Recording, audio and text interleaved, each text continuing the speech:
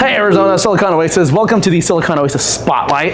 Today we're actually off our normal set because we're at one of our pitch nights and we're very excited for that. 100 plus people registered here, all a great audience. And we're revamping our studio actually to get a little more quality and an awesome setting going on there. But I'm excited because today I have here with me. Hi, my name is Zach Brooks. I'm the founder and CEO of UGenome.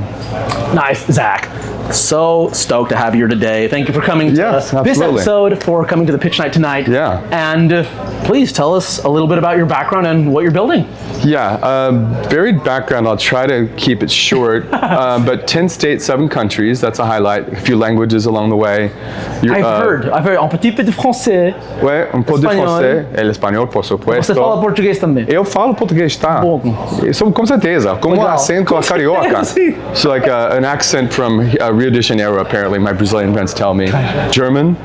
Ich habe in Berlin studiert und dann kann ich in Deutsch reden, kein Problem, auf jeden Fall. A little bit of Russian, so yeah. I tried German, was too hard for me. Yeah, so a little bit of languages along the way, which is really cool. So thanks for bringing that up. I really like talking about that. Yeah. And B-level Hollywood actor. So 10 credits on IMDb means, what that means is I was horrible. You can't find the films anywhere because they just were retired from the Internet Movie Database. You just can't find them. Gotcha, okay. They're that bad, truly. Oh, okay. Truly, thanks for the heads up. Now I'm gonna go look for them. Truly horrible movies. But actually it was good preparation to do this because if you go on a movie set, if you go to auditions and so forth, and you get told no over and over and over again, it's kind of the best training to be a startup person. Because if you go to a movie set and someone doesn't like how you presented, how you did your bit, that's real rejection. Like, I don't like that person's face, I don't like his hair, I don't like his voice, I don't like anything about this person. Personally. It's very personal, and this is not. Like, you don't like how we're trying to solve the solution today? Yeah. No problem, we'll talk tomorrow. Yeah, it's really funny because I'm sure you've heard it being in startups. A lot of times people say, hey, don't take it personally, and often it's not, and people might not understand your problem. But that training was great because you said, hey, I've heard worse. Yes. This is a walk in the park. Absolutely. No, it's true. Like, I mean, my first year doing this, I think the running rule that I gave myself is like once a quarter, I would allow myself to be upset because you get rejected all the time. And then after like 9 months of that, it was like, okay, twice a year, allow myself to be upset. Meaning 24 hours to be upset that you didn't get a grant or a proposal or something, right? Yep. And then pretty quickly, it was like once a year, I'll allow myself to be upset. And now I roll with it. Yeah. And so even early on, even though I had practice at rejection, I still had to like re-practice my rejection skills early on in the startup company. Yeah, that's really funny. The other day at the startup I work at, greetings, shout out always to them. We were talking about how perspective, right? A lot of people talk about perspective. But one of the phrases that our team commonly uses is, if that's the worst thing that happened, then XYZ. Yeah. It's like, oh, okay, well, if, and this is really a really funny example, but our team currently has a kiosk in Albertson's headquarters, so we're piloting out with them, which is exciting. And the night our founders landed, they landed on a Sunday, meeting was on a Monday, and so they spent some time in Idaho, just walking around Sunday Eve. And a pit bull bit our CEO. Ooh. Yeah, there was just a dog tied to a tire, and the dog ran out to the street, pulled the big tractor tire with it, just bit him on the leg, blood.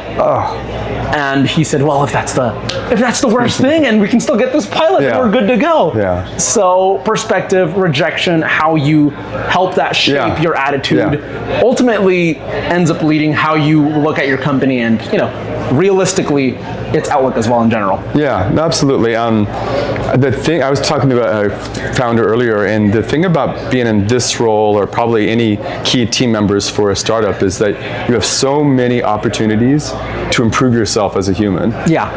And sometimes you have to be very ridiculous with it. Like sometimes things kind of melt down, they don't feel great. There's a lot of moments where it's just really hard, period. Yeah. And you have to maybe be cheesy with self-help talk, whatever that is. But truly, you have an opportunity to grow all the time as a person.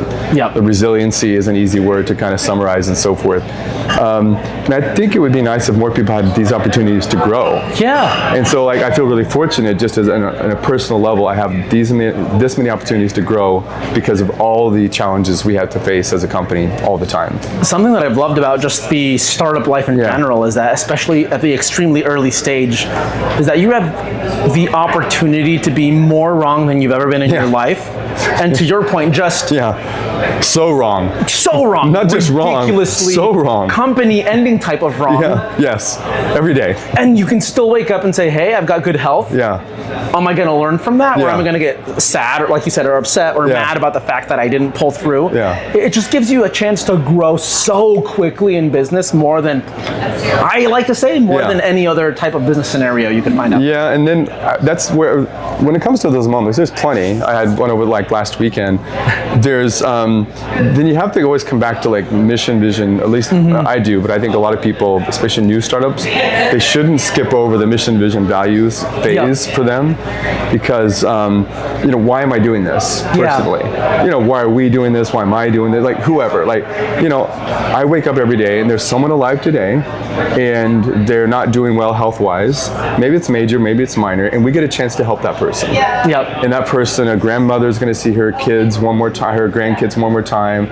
A husband's not going to miss a soccer game. A wife's going to be able to see her friends for a girlfriend's birthday party because she didn't have a heart attack. You know, women die from cardiology things more than men and so forth. So like, just every single day, like, that's my motivation. Like, there's someone alive today who's going to benefit from what we're doing. And so that negative kind of thing, like, you're wrong, this is a life-altering, company-altering decision. And the other side of it is like, this is the most positive thing you get to do in your entire life. Try to help another human. Obviously, we want to do it at scale and money, but like, that's fundamentally it. We want to help another human. I love how passionate you are as you explain that, which I think is a great segue into asking, hey, what are you building exactly, you know, in a nutshell, and then what are people just not getting about what you're building? It's modifying daily, but you know, an easy answer is genomic software. But truly, it's more about, we're kind of talking about ourselves as a solution center. So genomics is basically biology rendered to data science. You do some analysis, and then that analysis you give back to biology. This is what we do in life all the time. So you get a prescription. The prescription is basically some biology to some data science. Analysts can go back and say, okay, this boy needs a medication based on his particular condition right now. That's kind of what we're doing. Anyway, but that's just one slice of the pie. What we're really trying to do is expand that as a team. So there's genetics, there's genomics, there's your microbiome, your gut, epigenomics, which is all of the like lifestyle choices you make, and your lifestyle choices have a huge impact on your health, like 30 to 40%, huge numbers. Now, some people have very specific conditions, that's different, but most humans have a huge impact on their own health. And so we're trying to see everything we're doing is a much bigger, broader kind of scope, because in the end, you can do these nice analyses, whatever they are, but we're trying to also help people activate the best of themselves through a small change in their behavior. And their small change in their behavior helps them live a little bit better. And we want to be a company that does that. But you know, what we say is we make genomic medicine personal and accessible for everyone. And that's the foundational piece. And the rest of that on top are other pieces, being the solution center for people to get healthier and have better lives. And what are people not seeing the vision about why you're building this right now? I know that seems like an obvious answer, right? But there's a lot of people who aren't involved in this field and perhaps aren't seeing the, you know, the clear picture as you might be. What a fantastic question.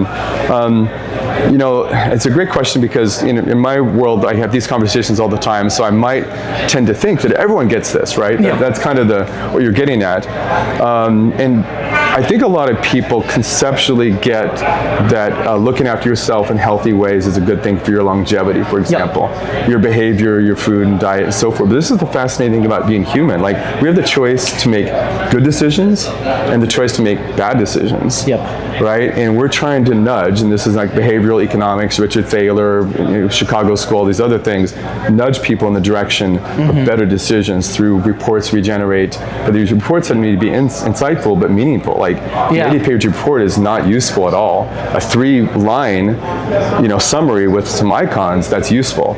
Red, green, yellow, that's really useful kind of information. So I think what people don't get is how powerful this is, but how important you are to this equation, no matter how fantastic the technology is for human health. Nice. Okay. I mean, that helped me learn a lot more, right? Just in a nutshell. Good. And see, I'm really curious because I think that helps break it down in nuts and bolts. Hopefully everyone out there as well gets a lot more insight. Sure. One of my favorite things about having these interviews, because you seem seasoned in podcasts. You let me know how many podcasts have you been on? Oh gosh, hundreds maybe. Nice. Yeah. I actually did podcasts at one point in my life. I did at least 100 of my own podcasts. There we go. So on the other side, I know, I'm probably at 200. Nice. Yeah. Okay. Yeah. Perfect. Yeah. The thing I love doing it. Yeah. I love doing podcasts with the Silicon Oasis Spotlight is that, dude, we meet so many cool solutions in Arizona. Yeah. People like you here in the state building things like that. And having said that, where do you want to see UGenome in 5 years? Yeah, I mean, I want to see UGenome as one of the marquee names in this entire state of Arizona. We're actually at University of Arizona Scottsdale today, so the company started at University of Arizona in Tucson. Oh, so, let's go. That's cool. It's great. No, I want to see UGenome as being one of the marquee names for the state of Arizona, Silicon Oasis, University of Arizona, a PBC, like whatever names we can associate ourselves with and make ourselves successful with other partners in the state of Arizona, or Nogales, lo que sea, like anywhere in the state, we want to be a marquee name, a successful name, as a great business who has an impact in humans' lives. And we want to measure that impact like massive number of testimonials, and of course all the financials as well to go with it. So I want everyone to know UGenome, Tucson, University of Arizona, Silicon Oasis, Phoenix. Like I want them, all those names to cluster together in this beautiful corpus database of words. Nice. Okay, cool. And thank you for that, by the way. I wish the same thing for you in 5 years. That would be awesome to see. What is one hot take on your industry that you have? Hot take on the industry. So we're kind of evolving through different spaces. Longevity. Longevity is full of wonderfully intelligent, deeply thoughtful people who they themselves embody the best of longevity, good behaviors. They sleep as best they can. They take some vitamins. They're aware of that. They exercise. A lot of sense of community. Community is huge for our health in life and so forth. But the other parts of this, and this is just back to humanity and back to making better decisions for yourself, is there's not really quick fixes for things. Like if you have an urgent care situation or emergency room, you go to get an emergency surgery. That's a quick fix. But trying to take a pill or do one very specific thing to cure yourself doesn't really work. It can help short term and so forth. In the end, like it's you really need to look at yourself and your community and your family and your friends always in a holistic way. We're doing our part, but I try to exercise twice a day. Oh, nice. Period. Like swim in the morning, or ride in the evening, ride in the morning, so whatever it is, all the time. And I think people just have to make sure to really look after themselves in a holistic way. And the industry can't be so focused on these quick fixes, as it were. They have to remember that this is a holistic approach, which makes it more of a fun industry in a lot of ways, because we get to talk about the whole person more of the time. Something that I really liked about what you just mentioned is you spoke of, a holistic view, not on just oneself, because that actually came secondary. You said the community, your family, your friends, your people. That's great. I agree with that. I think that, in my opinion, longevity means nothing if you've got no one to share that with. I mean, absolutely. I'm not knocking on anyone without families or support systems, right? But to me, those are a very paramount, important elements of the most important, I would say. Yeah, and family, how you make it, right? Like it can be chosen family, it can be community. I mean, however you make family, like that is your family. So just a version of family or friends or network, it doesn't matter. You need that connection for your longevity, for your health. Awesome. I know we're coming up on time here, but I did want to ask you, if there's one thing you could leave the world with that people should know about yourself or UGenome, what would that be? Oh, another fantastic question. It would be easy to say something like leave the world a better place and so forth, and that's kind of true, but the way I look at myself, so I've had 2 kidney transplants in my life. Okay. and I suffered from an adverse drug reaction and a rare disease, and those caused my kidney transplants. I got them from my mom and my dad, so I was super lucky, hit the genetic jackpot, not in terms of the rare disease or the adverse drug reaction, but in terms of getting humans in my life, my parents, who said they were willing to give me organs, right? Yeah, that's awesome. But if it weren't for 10,000 humans in the 20th century, doctors, surgeons, orderlies, nurses, lab technicians, super smart people who developed the drugs, and this entire system of people, right? If it weren't for them, I wouldn't have 25, 30, 40 extra years of my life, healthy and alive. So it's my absolute duty, and this is why I just feel so incredibly bound to this. I feel like they're part of the human parade in the 20th century now. I'm part of the human parade right now. And in this human parade, I'm wherever I am in this parade. Maybe I'm holding the signpost, like, strike now, or whatever today. But I really just want to make sure that I'm doing my part in the human parade to make the world better, so that someone in 2075 can have a story like mine. If it weren't for XYZ and all these guys I never met before in the early 21st century, I wouldn't be alive today. I have a rare condition, and people in the earliest 21st century are dying from that. I'm 75 years old now. I'm 72 years old now. And look at my life because these wonderful people in biotech did something for me. So that's my best, longer version of leave the world in a better place. That is awesome, man. Great story, great background. I didn't know about the tons of traveling and acting, so it's really cool that you were able to take all those experiences and be where you are today. With that said, right, where can people find you? Well, LinkedIn is probably where I am the most. So Zach Brooks, ZACHBROOKS. I've written a couple of books. One is called Discovering Your Human Algorithm: How to Live a Life with Meaning and Purpose, which kind of fuels a lot of the way I lead the company. So to be human is to move. That's athletics. To be human is to have adventure, and so forth. So a lot of the way I lead the company is exactly the book I wrote. It's sort of my own personal manifesto. So you can find the book Discovering Your Human Algorithm, and try to put ourselves out there as a company and a wonderful group of people. And if I got to, like, the people I get to work with at UGenome are really the most amazing people I've ever worked with in my life, and on a daily basis they inspired me. So if they're all here right now, I'd want to talk about each of them individually because they're just really cool people. So Zach, that is awesome. That will be it for our episode. Thank you so much for your time. Yeah, you're welcome. But everybody, I hope you enjoyed this episode of the Silicon Oasis Spotlight. Thank you, Zach, Eugenome, for being here tonight. Keep building. We're wishing the best for your team as well. Thank you. And we will catch you next time.